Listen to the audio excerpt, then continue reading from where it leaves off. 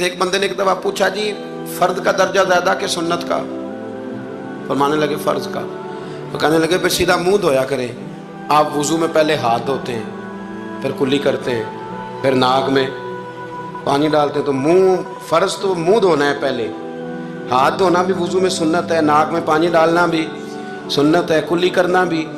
تو آپ نے تو پہلے 3 سنتیں ادا کی پھر وضو۔ فرمانے لگے ٹھیک تم نے کہا ہے، پر تم پتہ نہیں نا تمہیں کہ یہ میرے رسول اللہ کی سنت کی برکت کتنی ہے۔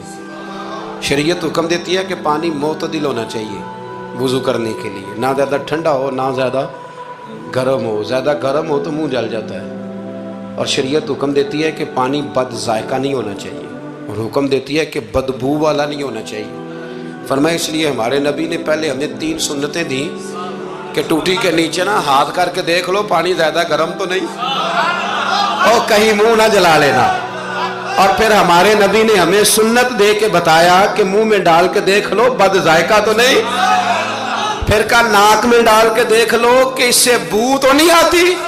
فرمایا مصطفیٰ نے کہا میری 3 سنتیں ادا کر کے اب چہرے پہ پانی ڈالو گے تو فرض ادا کرنے کا مزہ آ جائے گا۔